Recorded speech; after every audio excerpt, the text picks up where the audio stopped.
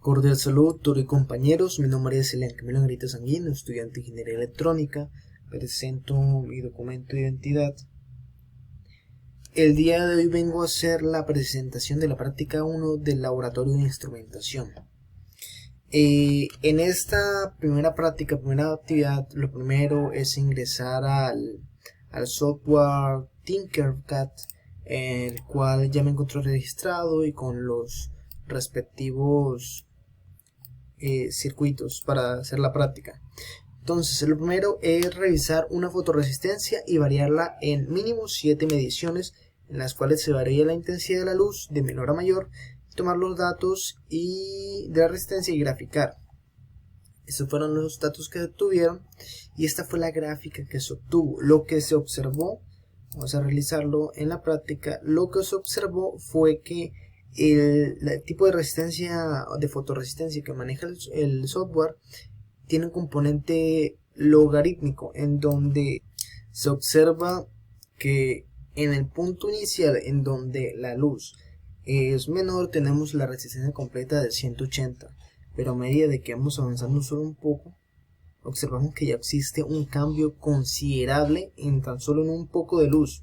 Mientras vamos avanzando, se va observando el cambio ahí sí más lentamente, entonces solamente se observa un pico, ya cada vez va más lentamente, disminuye, entre los rangos disminuye menos, entonces se observa un pico en el principio en donde la fotoresistencia detecta la menor cantidad de luz, lo que se traduce en un comportamiento logarítmico. Ahora, para un sensor de temperatura vamos a observar el comportamiento. Es el sensor de temperatura TMP, encontrará la relación entre temperatura y voltaje. El circuito que se utilizó fue el siguiente: se alimentó a 3 voltios. Para hacerlo más fácil y utilizar un ejemplo que venía incorporado en el mismo software. A continuación vamos a realizar la simulación, en donde se observa desde los 0 grados, un momento que se estabilice, desde los 0 grados empezamos con milivoltios. Al ir aumentando nos damos cuenta que el voltaje también va aumentando. En cuestión de milivoltios, nos acercamos aproximadamente a poco después de sobrepasar los 70 grados, empezamos con valores ya de 1 voltio en adelante, y en el rango máximo, que son 125 voltios, observamos un valor de aproximadamente 175 voltios. En el momento en que observamos la gráfica, aquí que obtenemos la medición de varios valores, observamos que en este caso el comportamiento es lineal y la relación que existe es a través de esta fórmula que podemos hallar gracias a ciertas características de Word que en las gráficas nos permite encontrar una línea de tendencia. Al comprobar los valores, efectivamente son bastante aproximados a los valores obtenidos en la simulación.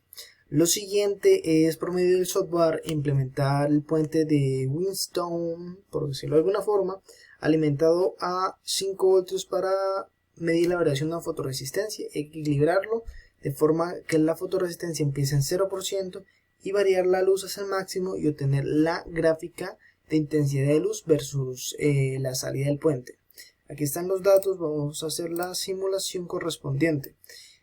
Aquí encontramos nuevamente alimentado a 3 voltios para hacer las cosas un poco más didácticas con respecto al programa, al software, en donde observamos que efectivamente al variar el valor de la fotoresistencia cambia el valor del puente Whinstone.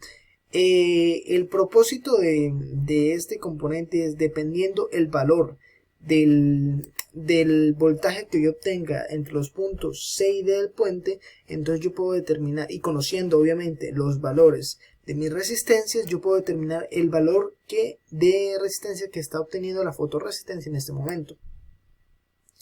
Los datos son los siguientes y obtenemos la siguiente fórmula, en donde sí se observa un comportamiento un poco más exponencial. Correcto. Para el último punto hay que comprobar el funcionamiento del puente Maxwell. Para la medición de capacitancia, realice los cálculos y compruebe en la práctica. Efectivamente, en el momento en que nosotros despejamos las fórmulas que se encuentran en la teoría, obtenemos este valor para Rx y para Cx, que sería el valor de la resistencia desconocida y del capacitor desconocido. E implementamos valores conocidos para el resto de los componentes, C1, R1, 2 y 3. Al aplicar las fórmulas obtenemos 60,6 ohmios y un valor de capacitancia de 115,1 microfaradios. En el momento de aplicar estos componentes, estos valores de componente en el puente de Winston, obtenemos efectivamente 0 voltios.